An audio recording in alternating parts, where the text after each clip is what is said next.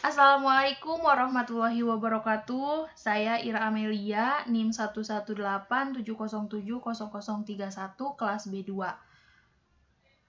Saya membuat video ini untuk memenuhi salah satu tugas dari ujian akhir semester mata kuliah Praktikum Sistem Komunikasi. Nah, di sini saya akan menjelaskan atau mempresentasikan mengenai FSK atau bisa disebut juga frekuensi shift keying. Apa sih itu FSK? FSK atau frekuensi shift keying adalah bentuk modulasi digital yang gelombang pembawanya dimodulasikan berdasarkan pergeseran frekuensi.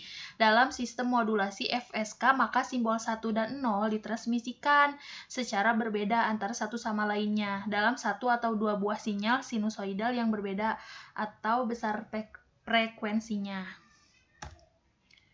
Nah, adapun frekuensi shift keying ini adalah skema modulasi frekuensi di mana informasi digital transmisikan melalui perubahan frekuensi diskrit gelombang pembawa. FSK ini adalah yang paling sederhana adalah binary FSK atau BFSK. BFSK ini menggunakan sepasang frekuensi diskrit untuk mengirimkan informasi biner yaitu 0 dan 1 yang tadi sudah dijelaskan. Nah, frekuensi shift keying ini atau pengiriman sinyal melalui pergeseran frekuensi ini adalah metode merupakan satu bentuk modulasi yang memungkinkan gelombang modulasi yang outputnya itu gelombang pembawa. Pergeseran ini terjadi antara harga-harga yang telah ditentukan semula dengan gelombang outputnya. Nah, lalu FSK ini merupakan metode modulasi yang paling populer. Dalam proses ini, gelombang pembawa digeser ke atas dan ke bawah untuk memperoleh bit 1 dan bit lainnya, dan bit 0.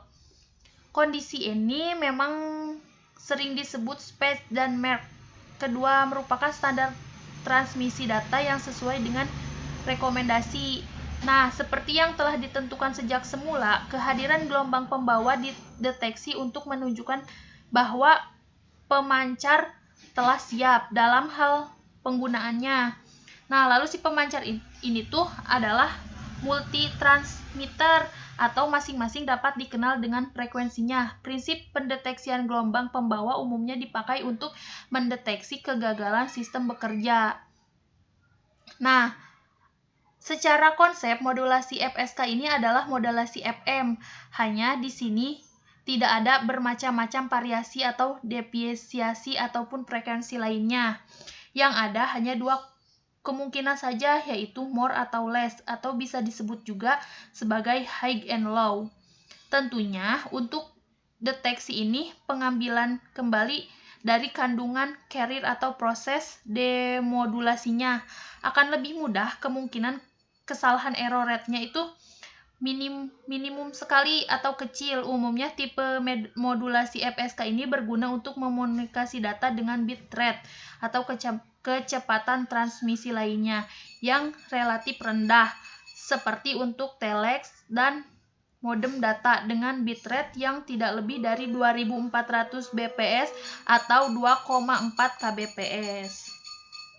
Nah, setelah ini saya akan merangkai video rangkaiannya di MATLAB.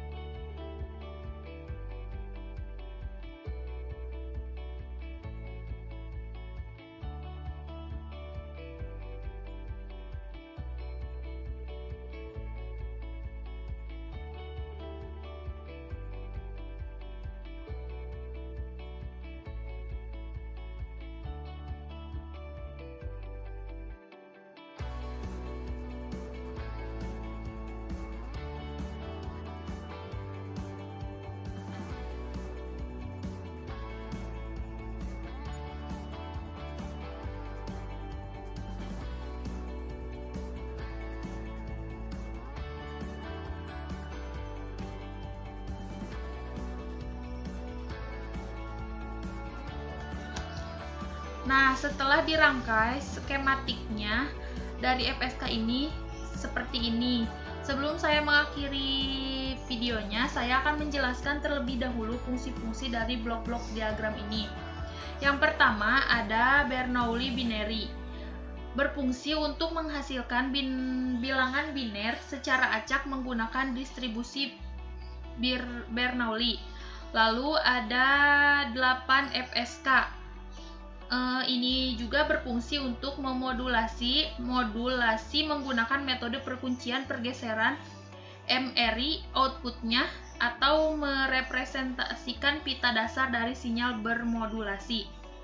Nah, yang ini AWGN berfungsi untuk menambahkan noise Gaussian pada sinyal input mewarisi waktu simple dari sinyal inputnya itu. Lalu ada error rate kalkulasi. Nah, error rate kalkulasi ini berfungsi untuk membandingkan data masukan dari pemancar data atau menerima data masukan, menghitung tingkat kesalahan dari blok yang berjalan. Jadi dari sini itu dihitung nilai errornya itu oleh si error rate kalkulasi ini. Nah, lalu di sini ada display. Display ini untuk melihat berfungsi untuk menunjukkan nilai yang diinput dari rangkaian atau menunjukkan input data yang dari sini.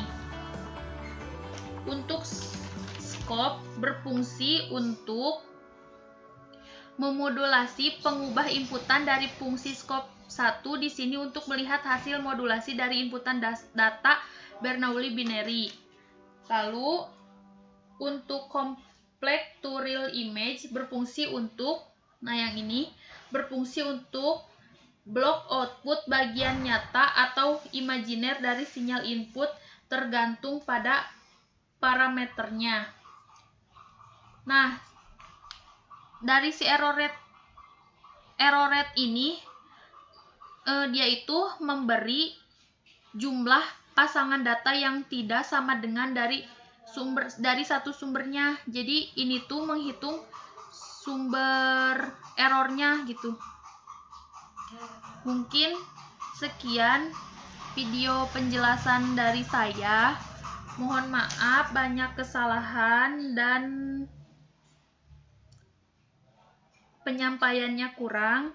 Wabillahi taufiq wal hidayah. Wassalamualaikum warahmatullahi wabarakatuh.